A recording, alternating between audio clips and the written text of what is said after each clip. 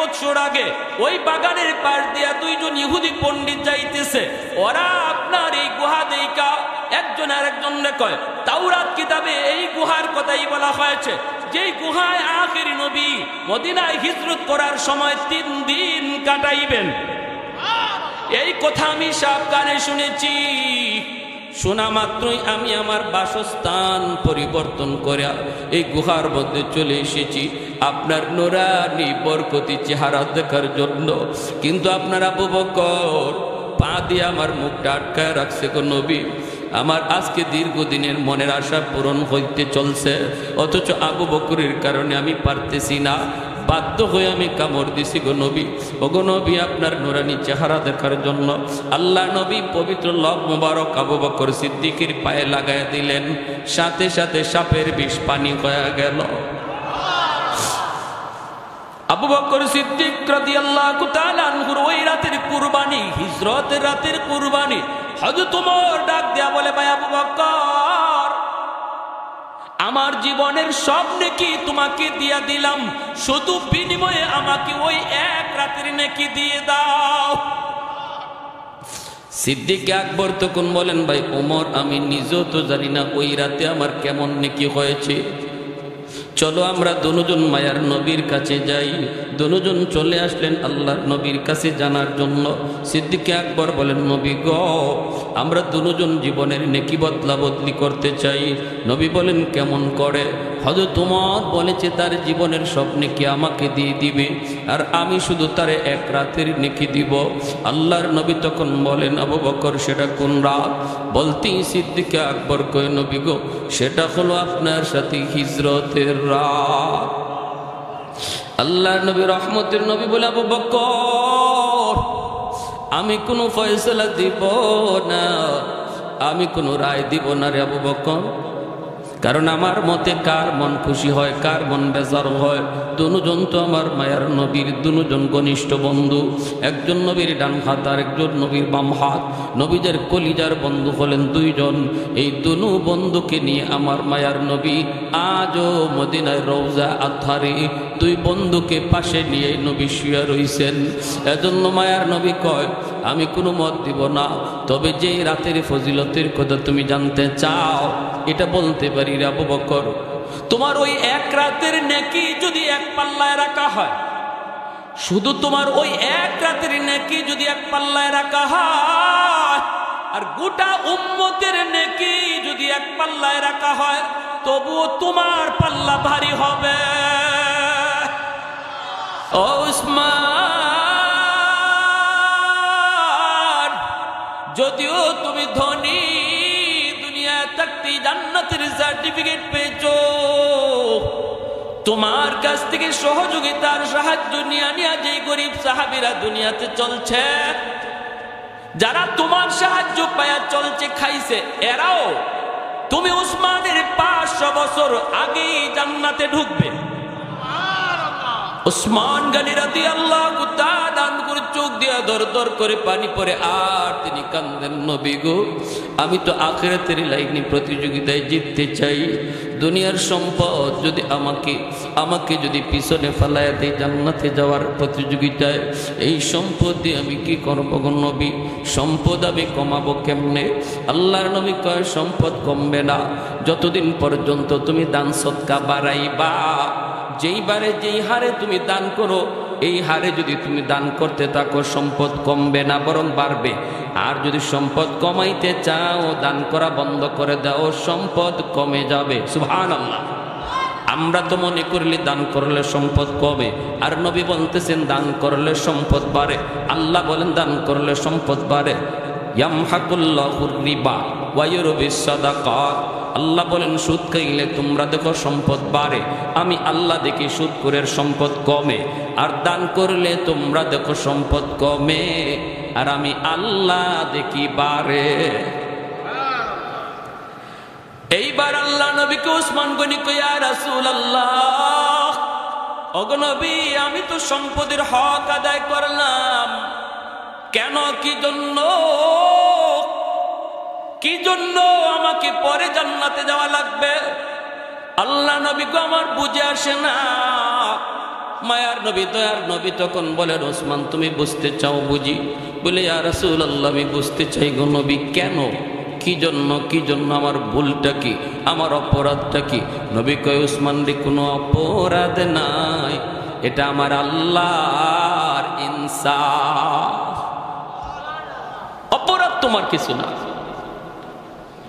তাও আমি তোমাকে আর একটু ভালো করে বুঝাই। এই বইলেই মায়ার নবী মসজিদে নববীতে সাহাবায়ে কেরাম ভরপুর। আল্লাহ নবী বলে, উসমান তুমি দাঁড়াও। সাহাবায়ে কেরামের মাঝখান থেকে উসমান গনি রাদিয়াল্লাহু তাআলা আনহু তিনি দাঁড়ালে পরে নবী জিজ্ঞেস করেন, উসমান রে, আজ সারাদিন তুমি কি খাইছো? আমি নবীর একটু হিসাব দাও। উসমান গনি কয়, নবী গো, ঘুম থেকে ওইটা বাসি রুটি খাইছি, নাস্তার সময় নাস্তা করেছি, আবার দুপুর বেলা পোনা গোশত রুটি খাই আপনার কাছে এসেছি। আল্লাহর নবী রহমতের নবী বলেন, উসমান তুই এবার তুমি বসো, একদিনের হিসাব আমি নবী তোমার কাছ থেকে চাইলাম। কথা বলছো তুমি তিনটা, ঘুম থেকে ওইটা খাইছো বাসি রুটি, নাস্তার সময় নাস্তা করছো, দুপুরবেলা পোনা গোশত রুটি খাইছো, অর্থাৎ তিনবার খানা খাইছো, তিন কথা বলছো। এইবার তুমি বসো। ওসমান গনিরে তিনি বসায় দিলেন। এরপরে নবী বলেন, আমার গরিব সাহাবীদের ভিতরে আমার আব্দুল্লাহ ইবনে মাসউদ কই রে, আমার আব্দুল্লাহ ইবনে মাসউদ একটু দাঁড়াও, আমি নবীর কাছে বলো, আজ সারা দিন তুমি কি খাইছো? সাহাবায়ে কেরামের ভিতরে গরিব সাহাবী আব্দুল্লাহ ইবনে মাসউদ এক কোনার ভিতরে তিনি বসে বসে আমার নবীর নসিহত শুনতেছিলেন। ওই অবস্থায় মায়ার নবী ডাক দেখো, আব্দুল্লাহ দাঁড়াও। আব্দুল্লাহ ইবনে মাসউদ তিনি দাঁড়াইছেন। মায়ার নবী তখন বলতেছেন, আব্দুল্লাহ, আজ সারা দিন তুমি কি খাইছো? একটু হিসাব দাও, একদিনের হিসাব আমি চাইছি। আব্দুল্লাহ ইবনে মাসউদ কথা বলেন না, মুখ থেকে কথা বের হয় না, চোখ থেকে দর দর করে পানির ফোঁটা পড়তেছে। আমার মায়ার নবী আবার জিজ্ঞাসা, আব্দুল্লাহ, আমি নবী সব জানি, এরপরও তোমার মুখ থেকে শুনতে চাই রে, আমার উসমান রে বুঝানোর জন্য। সুবহানাল্লাহ। এ আব্দুল্লাহ, একটু নিজের মুখে বলো, আজ সারাদিন তুমি কি খাইছো? আব্দুল্লাহ ইবনে মাসউদ চোখের পানিটা মুইসা বলতেছে, নবী গো, যদি আপনি আমাকে প্রশ্ন না করতেন আমি কাউকে কিছু বলতাম না গো নবী। আমার পেটে এখন ক্ষুধা নাই, এতক্ষণ আমি অস্থির ছিলাম, কিন্তু আপনার নুরানি চেহারা দেখা মাত্রই আমার পেটের ক্ষুধার কথা আমি ভুলে গেছি।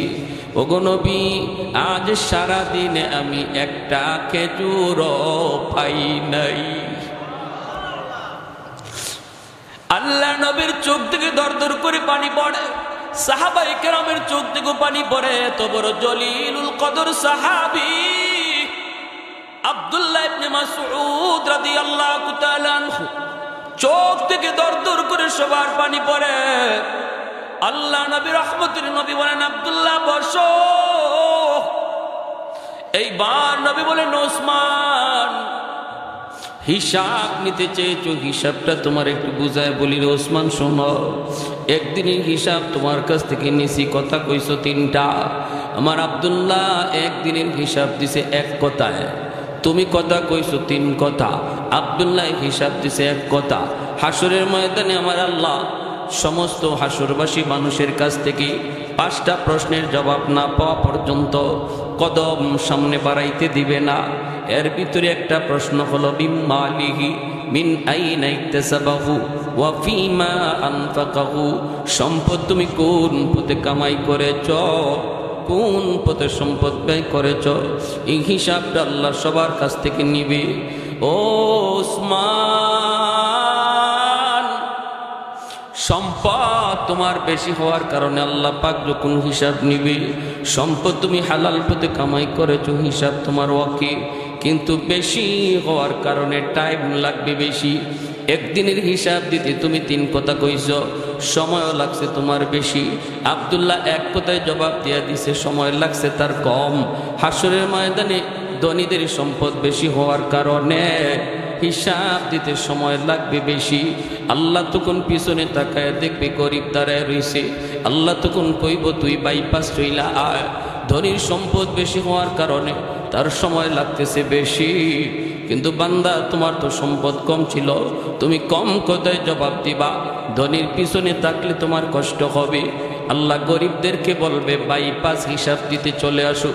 গরিবরা বাইপাস আল্লাহর কাছে হিসাব দিয়া, অল্প সম্পদ অল্প কথায় জবাব দিয়া, তোমাদের হিসাব দেওয়ার টাইমের আগেই গরিব 500 বছর আগে জান্নাতে ঢুকে যাবে। আহাদুল লাইসা কামিসলি সামাদুল লাইসা কাফাদলি লিমানিল মুলকু তুগুই তু সাজাওয়ার খুদাই তো খুদাবন্দে আমি নি তো খুদাবন্দে জাসারি তো খুদাবন্দে জমি নি তো খুদাবন্দে সমাই তু রহিমি তু করিমি তু সমিঈ তু বসিরি তু মুইজ্জি তু মুদিল্লি তু মালিকিল আরশি বাজাই বরি আজ খুরদন ও খুফতন বরি আজ তোহমত মরদন বরি আজ ভীম উমিদি বরি আজ রঞ্জ বালাই। আল্লাহু আকবার। আলা ইন্না আউলিয়া আল্লাহ লা খাউফুন আলাইহিম ওয়ালা হুম ইয়াহজানুন আল্লাযীনা আমানু ওয়া কানু ইয়াত্তাকুন। এজন্য রে আমার ভাই বলতেছিলাম, আল্লাহ পাক কয় বান্দারে তুমি যদি মুত্তাকি হতে পারো, তোমার জীবনে কোনো ভয় নাই, কোনো চিন্তা নাই। মুত্তাকি কেমনে হইতে হয়? ঈমান এবং তাকওয়ার দ্বারা। ঈমান এবং আল্লাহর ওলি কেমনে হইতে হয়? ঈমান আর তাকওয়ার দ্বারা। তাকওয়া কেমনে হাসিল করতে হয়? একটা আমল হলো পবিত্র রমজান মাসে রোজা রাখার দ্বারা। রমজানের রোজা রাখার দ্বারা রোজাদার তাকওয়াওয়ালা হয়। কি হয়? কাকে বলে? আল্লাহর ভয়ে গুনাহ ছেড়ে দেওয়াকে তাকওয়া বলে। আল্লাহর ভয়ে গুনাহ ছেড়ে দেওয়াকে তাকওয়া বলে। কেমনে রোজায় আল্লাহর ভয়ে গুনাহ ছাড়ায়? একজন রোজাদার দিনের বেলা দরজা বন্ধ করেও কখনো খায় না, পানি পান করে না। রোজাদার রোজা রাখলো শুধুমাত্র আল্লাহর জন্য রাখে, মানুষকে দেখানোর জন্য কোনো রোজা রাখে না।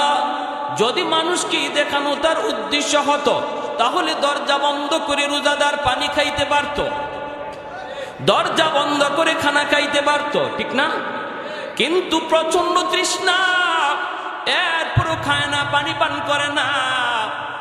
হাতের সামনে ঠান্ডা পানি, প্রচন্ড তৃষ্ণা, এরপরও না না। ভালো করে দেখতেছে দরজা বন্ধ, কেউ দেখবে না, কেউ দেখবে না। পানি পান কইরা দরজা কইলা মানুষের কাছে যাইয়াই নিজেকে রোজাদার প্রকাশ করতে পারবে, কেউ বুঝবেও না। ইফতারের সময় ইফতারে শামিল হবে, কেউ বুঝবে না সে রোজা ভাঙছে। এরপরও রোজাদার না না, এরপরও সে রোজা ভাঙে না। দরজা বন্ধ করো, পানি পান করে না। দরজা বন্ধ করো, পেটের ক্ষুধায় কিছু খায় না, শুধুমাত্র কারে ডরাইয়া। আর একটু জোরে কোন কারে ডরাইয়া? আল্লাহ পাক রব্বুল আলামিন কয় বান্দারি রোজা তোমারে কি শিখায় গেল? রোজা তোমারে শিখায় গেল দরজা বন্ধ করলো আমি আল্লাহ দেখি, কেউ না দেখলো আমি আল্লাহ দেখি। রাতের অন্ধকারে কেউ না দেখলো আমি আল্লাহ দেখি। এই সবকটা রমজানের রোজা তোমারে শিখায় গেছে। আর এই জন্যই তুমি দরজা বন্ধ করো, কিছু খাও নাই, অন্ধকার হয়ে গেছে এরপরও কিছু খাও নাই। না না না না, তোমার দিলের ভিতরে ছিল আমার আল্লাহ আমাকে দেখে, আমার আল্লাহ আমাকে দেখে। আমার বয়ে তুমি হালাল জিনিস থেকেও বিরতি ছিল, অথচ এই খানা 11 মাস তোমার জন্য দিনের বেলা খাওয়া বৈধ ছিল। পানি পান করো 11 মাস তোমার জন্য বৈধ ছিল। স্ত্রীর কাছে যাওয়া তোমার জন্য বৈধ ছিল। বৈধ জিনিসটাও আমি আল্লাহর ভয়ে তুমি পান করো নাই, আমি আল্লাহর ভয়ে তুমি খাও নাই। বৈধ কাজটা থেকেও তুমি আমার ভয়ে দূরে ছিলা। এই রোজা তোমার শিখে গেছে বান্দা। এইবার তুই 11টা মাস আমার আল্লাহ যেই সমস্ত বিষয়গুলা অবৈধ করছে, যেই সমস্ত জিনিসগুলা তোমার জন্য হারাম করেছে, ওই হারাম বিষয়গুলা থেকে নিজেরে দূরে রাখো। কারণ রোজাতে তুমি শিখেছ, সবক দিয়েছ, সব অবস্থায় আমার আল্লাহ দেখি। অতএব ড্রয়ারের নিচ দিয়ে ওষুধ খাওয়া যাবে না, ঘুষের টেকা নেওয়া যাবে না, অন্ধকার হইল জিনা বেবিচার করা যাবে না, অন্ধকার রাতের রজনীতে কারো ডাব চুরি করা যাবে না। এই সবকটা রোজা তোমারে শিখায় গেছে, ঠিক না ভাই? আল্লাহর ভয়ে গুনাহ ছেড়ে দেওয়ার অভ্যাস রমজান শিখায় যায়। এই মুহূর্তে যদি আমি আপনি নিয়ত করি যে আল্লাহ আমি জীবনে আর গুনাহ করব না, যদি দিলে দিলে বলি, আল্লাহ আমার উপর খুশি হয়ে যাবে। জোরে কোন সুবহানাল্লাহ। কারণ আল্লাহ পাক রব্বুল আলামিন দিলের খবর জানেনি না জানে না। আমার তওবার জন্য এমপির কাছে যাইতে হবে না, চেয়ারম্যানের হাত ধরা লাগবে না, ইমাম সাহেবের হাত ধরা লাগবে না, আমাকেও শোনায় আপনার গুনার কথা বলতে হবে না। যুবক, একবার যদি তুমি বলো মালিক ওই তো ওই দিন মাত্র বন্ধুর সাথে একসাথে ঘুরলাম, একসাথে খানা খাইলাম, বন্ধুর সাথে একসাথে স্কুলে গেলাম, কলেজে গেলাম, আজকে বন্ধুর খবর পাইলাম বন্ধু মারা গেছে, খবর পাইলাম লেখাপড়ার সাথীটা কবরে শুয়ে রইছি, জানি না মালিক কোন দিন আমার কাছে মালাকুল মউত আসি। আল্লাহ এই মুহূর্তে আমি কাটি দিলে তওবা করলাম, আর জীবনে তোমাকে নারাজ করব না, আর কোনোদিন রোজা ভাঙবো না, আর কোনোদিন রোজা আমি নামাজ ছাড়বো না। এই কথাটা যদি আমি আপনি দিলে দিলে বলতে পারি রে আল্লাহর গোলাম, কাউকে শোনাইতে হবে না। আল্লাহ পাক মুহূর্তের ভিতরে আমার নাম বসার আগে ছিল গুনাহগারের খাতায়, এই দিলে দিলে তওবা করার সাথে সাথে আল্লাহ নাম উঠে দিবে আল্লাহর ওলির খাতা। আত-তাইবু মিনাদ যামবি কামান লা যামবা লা, তওবাকারীর তওবা এমন ভাবে আল্লাহ কবুল করে নেয় যেন তার আমল নামায় কোনো গুনাহ নাই। রে যুবক, শুধু গুনাহ নাই বিষয়টা এমন নয়, বরং গুনার জায়গাটা আল্লাহ নেকি দিয়ে ভরপুর করে দেয়। ইল্লা মান তাবা ওয়া আমানা ওয়া আমিলা আমালান সালিহা ফাউলাইকা ইউবাদদিলুল্লাহু সাইয়্যাতিহিম হাসানাত। আল্লাহ পাক বলে তওবার খাতিরে আল্লাহ পাক তওবাকারীর পিছনের গুনাহ যদি পাহাড় পরিমাণ হয়, আল্লাহ পাহাড় পরিমাণ নেকি বানায় দেয়। তওবার খাতিরে তওবাকারীর পিছনে যদি গুনাহ তার সাগর পরিমাণ হয়, আল্লাহ নিজে বলেন সাগর পরিমাণ নেকি বানায় দেয়। তওবার কারণে গুনাহ পাহাড় পরিমাণ হলে পাহাড় পরিমাণ নেকি হয়ে যায়। আবু বকর সিদ্দিক রাদিয়াল্লাহু তাআলা আনহু হযরত ওমর ফারুক রাদিয়াল্লাহু তাআলা আনহুকে এই আয়াতের উপরে দলিল দিয়ে বলতেছেন, ভাই আবু বকর, ভাই ওমর, আমি আবু বকরের মন বলে তুমি উমরের জীবনের নেকি আমি আবু বকরের চেয়ে বেশি। আরো আস্তে কোন সুবহানাল্লাহ। কথাটা বুঝছেন নি? আবু বকর সিদ্দিক বলতেছেন, ভাই ওমর, আমার মন বলে আমি আবু বকরের জীবনের চেয়ে তুমি উমরের জীবনের নেকি বেশি। হযরত ওমর বলেন দলিল, সিদ্দিক আকবর বলেন দলিল আল্লাহর কোরআনের আয়াত। কোন আয়াত? ইল্লা মান তাবা ওয়া আমানা ওয়া আমিলা আমালান সালিহা ফাউলাইকা ইউবাদদিলুল্লাহু সাইয়্যাতিহিম হাসানাত।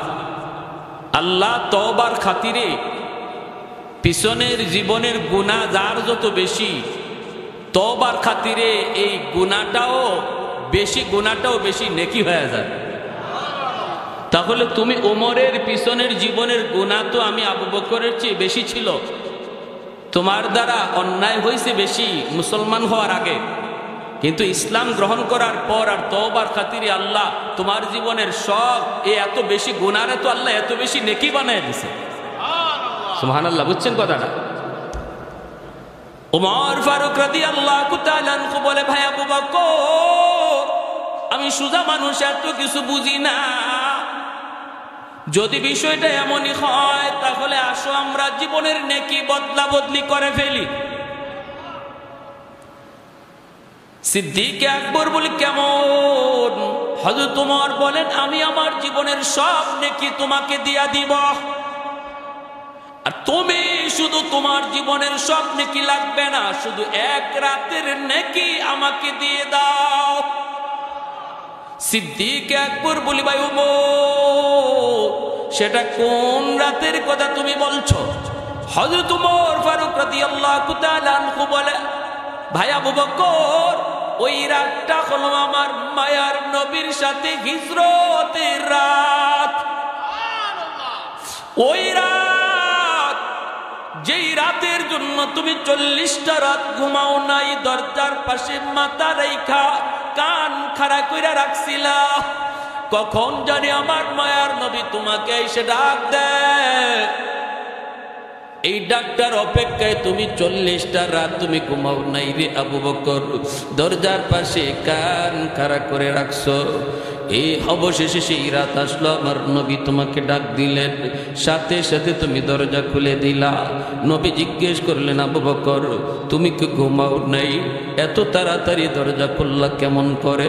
সিদ্দিক আকবর চোখের পানি মুছে আর কই, নবী গো, আজ থেকে 40 দিন আগে আপনি বলেছিলেন আবু বকর কোনো এক রাতে তোমাকে নিয়ে হিজরত করব।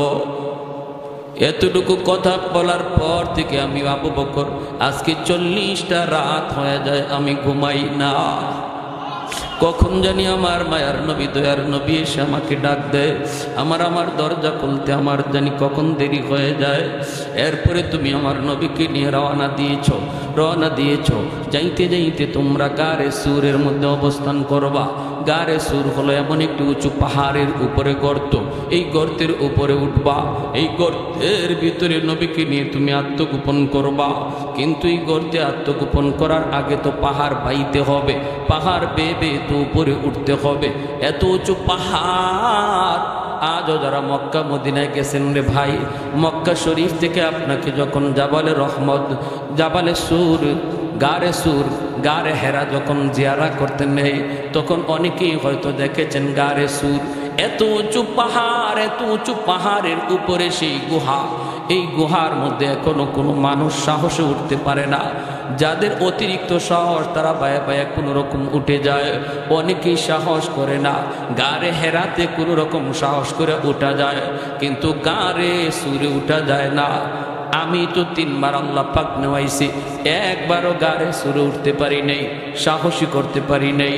যদিও সৌদি সরকার এখন রাস্তা করে দিয়েছে, গোড়ায় গোড়ায় রাস্তা করে দিয়েছে, জায়গায় জায়গায় তোমার জন্য পানির ব্যবস্থা আছে, জুসের ব্যবস্থা আছে, এরপরও সাহস হয় না।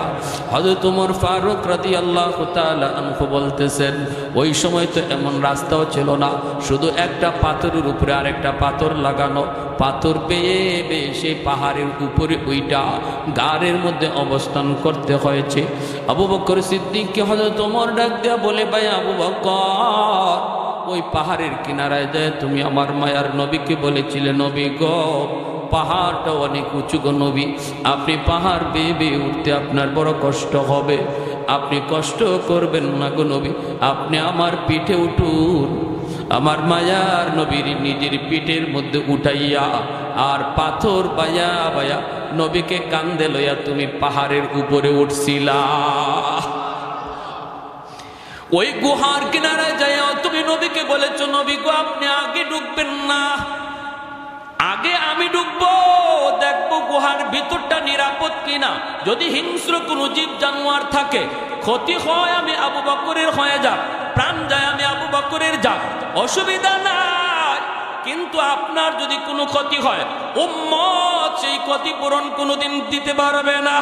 ওগো নবীজি, আমি আবু বকরের জান যায় যাক, তবু আপনি গুহার কিনারায় দাঁড়ান, আমি আগে গুহার ভিতরে যায় ঢুকি। মায়ার নবীরে তুমি গুহার কিনারায় দাঁড় করাইয়া নিজেই যায় গুহার ভিতরে ঢুকলা। ঢুইকে তুমি সবগুলি গর্তের মুখ তুমি বন্ধ করে দিয়েছ, পাগড়ি সিঁড়ে সিঁড়ে কাপড়ের টুকরা দিয়া দিয়া বন্ধ করেছ। একটা গর্তের মুখ বন্ধ করার মতো কাপড় ছিল না রে, ওই গর্তটা তুমি নিজের পা দিয়ে আটকায় রাখছো। সাপ যদি থাকে যেন আমার পায়ে কামড় দেয়, তবু আমার মায়ার নবীর যেন ক্ষতি না হয়, নিজের পা দিয়া গর্ত আটকায় রাখছো।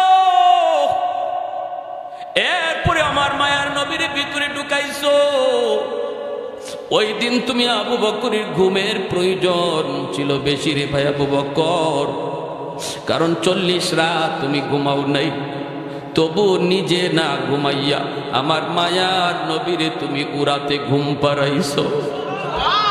নিজের উরুটার মধ্যে আমার মায়ার নবীরে ঘুম পাড়াইছো। যেই গর্তটা পা দিয়ে আটকা রাখছো, এই গর্তেই ছিল বিষাক্ত সাপ।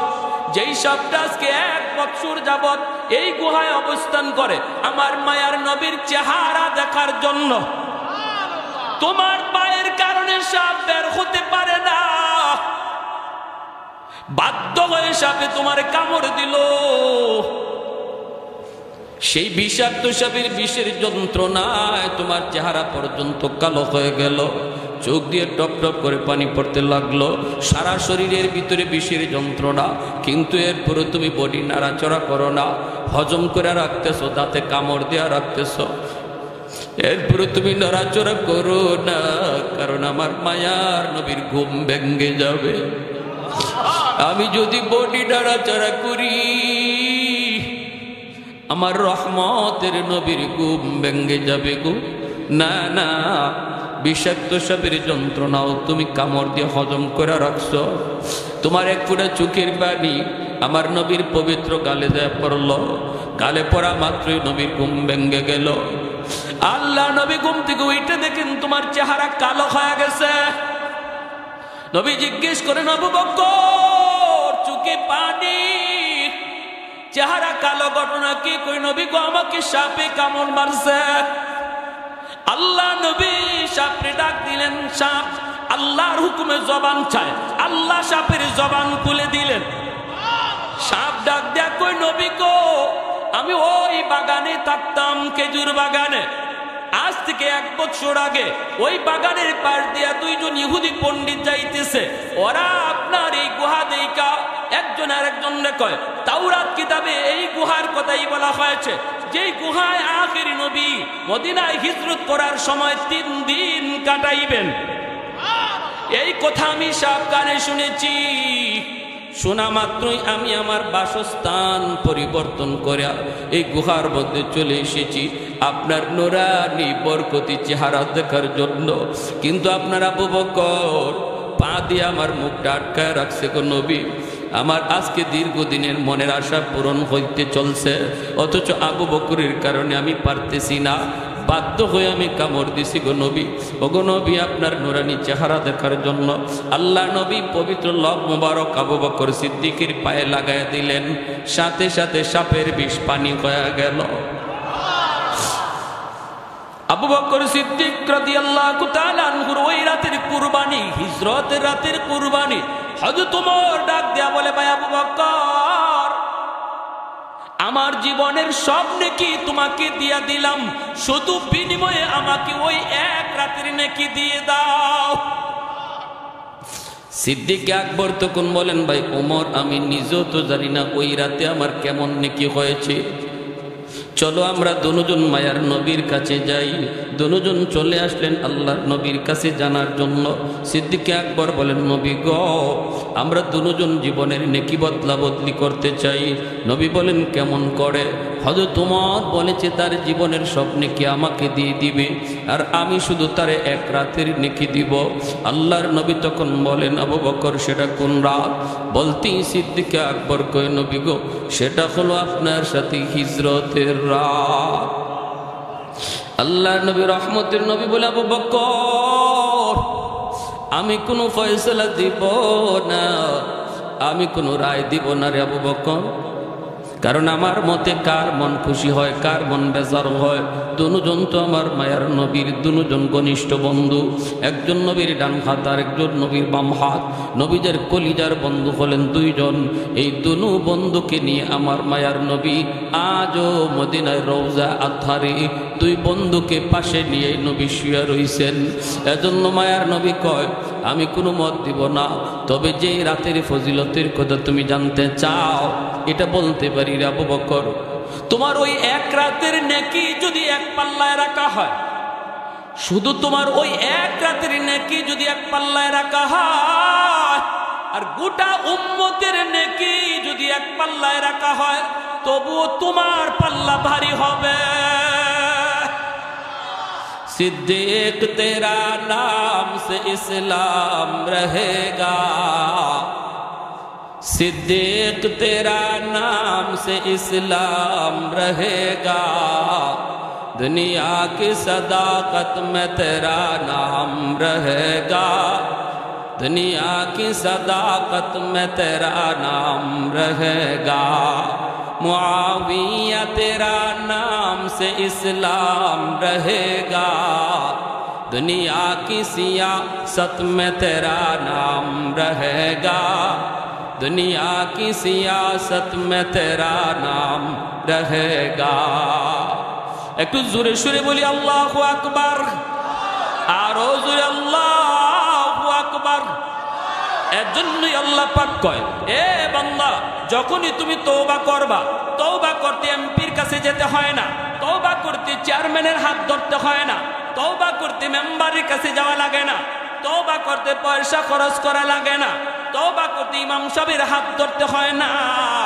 মনে মনে দিলে দিলে বৈশা যদি কো মালিক যা করেছি জীবনে ভুল করেছি আর ভুল করবো না, জানি না এই রাত আমার জীবনের শেষ রাত কিনা গো, জানি না এই মাহফিল আমার জীবনের শেষ মাহফিল কিনা, এই কথা মনে কইরা এই জায়গায় বৈশা যদি আমি আপনি তওবার নিয়ত করে ফেলি, আল্লাহ পাক রব্বুল আলামিন কয় বান্দারে বসার আগে তোমার নাম ছিল গুনাহগারের খাতায়, এই তওবার নিয়তের সাথে সাথে নাম উঠে যাবে আল্লাহর ওলির খাতা। কারণ আমার জীবনের পিছনে শুধু গুনাহ থাকবে না, বিষয়টা এমন না, বরং সমপরিমাণ গুনাহকে আল্লাহ নেকি বানায় দিবে। গুনাহও থাকবে না, নেকিও ডাবল বেড়ে যাবে। তওবার এত পাওয়ার, এত পাওয়ার, এত পাওয়ার। এজন্য ভাই আমি বলতেছি সব জিনিসের সময় লাগে, সময় লাগে না শুধু আল্লাহর ওলি হইতে রে ভাই, সময় লাগে না শুধু আল্লাহর ওলি হইতে। এই জায়গায় বসে আমরা আল্লাহর ওলি হওয়া সম্ভব, ঠিক কিনা জোরে বলেন? বিশেষ করে যুবক যদি যৌবনকালে আল্লাহরে ভয় কইরা তওবা করে নেয়, তাহলে আল্লাহ তার উপরে, বুড়া মানুষের আগে আল্লাহ যুবকের উপরে বেশি খুশি হয়। কারণ যুবক যৌবনের চাহিদা হলো গুনাহ করা, যৌবনের চাহিদা হলো জিনা করা, যৌবনের চাহিদা হলো মিথ্যা কথা বলা, যৌবনের চাহিদা হলো ডাব চুরি করা, যৌবনের চাহিদা হলো এরকমভাবে গান বাজনার আয়োজন করা। কিন্তু যেই যুবক যৌবনে পাগলামি করে না, যৌবনে তার মসজিদে পাওয়া যায়, যৌবনে তার মুখে দাড়ি দেখা যায়, যৌবনে তার মাথায় টুপি পাওয়া যায়, যৌবনে যেই যুবককে বাপমার সেবা করতে দেখা যায়, যৌবনে যেই যুবককে মুরব্বীদের শ্রদ্ধা করতে দেখা যায়, এই যুবক যৌবনী আল্লাহর ওলির খাতায় নাম লিখা। এই জমিনে যত আল্লাহর ওলি হয়ে গেছেন সবাই ওলি হয়েছেন যৌবনকালে। আল্লাহু আকবার। সবাই ওলি হয়েছেন যৌবনকালে। যৌবনকালে, যৌবনকালটা হলো আল্লাহর ওলি হওয়ার বয়স, যৌবনকাল হলো আল্লাহর ওলি হওয়ার বয়স। এজন্য রে যুবক, তোমার যৌবনের সেজদার উপরে আল্লাহ এত খুশি। আল্লাহ পাক রব্বুল আলামিন কয়, প্রতিদিন জমিন আল্লাহর কাছে আবদার করে, মালিক অনুমতি দাও এই গুনাহগার জমিনটা আমি ধ্বংস করে ফেলি। ও মালিক, সুদপুরের 5 তলা বিল্ডিং এর লোড আমি জমিন আর নিতে পারি না। ওই যে গুনাহগারের পায়ের আওয়াজ, জিনাকুরের পায়ের আওয়াজ, মদকুর গাঞ্জাকুরের পায়ের লোড আমি জমিন আর নিতে চাই না। আসবিরু ইলা মাতা আসবিরু, আর কত আমি ধৈর্য ধরব, আর কত ধৈর্য ধরব। আল্লাহ পাক কইরে, জমিন চুপ কর। এই জমিনের ভিতরে আমি আল্লাহ দেখি কেমন অন্যায় হয়, কেমন অত্যাচার হয়, কেমন জুলুম হয়, কেমন গুনাহ হয়, এরপর আমি কেন ধরি না জানুনি? এর জমিন, এই জমিনের ভিতরে আমি আল্লাহ আমার কিছু বান্দা বান্দি বানাইছি, এদেরকে আমি আল্লাহ বড় আদর করে বানাইছি। আসমান আল্লাহ বানাইছেন কুন ফায়াকুন বইলা, জমিন আল্লাহ বানাইছেন কুন ফায়াকুন বইলা, ফেরেশতাও আল্লাহ বানাইছেন কুন ফায়াকুন বইলা। কিন্তু আমারে আপনারে আল্লাহ পাক কুন ফায়াকুন বইলা বানায় নাই। আমারে আপনারে যখন আল্লাহ বানাইছে, খালাকতু বিয়াদাইয়া, আল্লাহ বলে আমি আমার নিজের হাত দিয়া বান্দা বান্দিরে বানাইছি।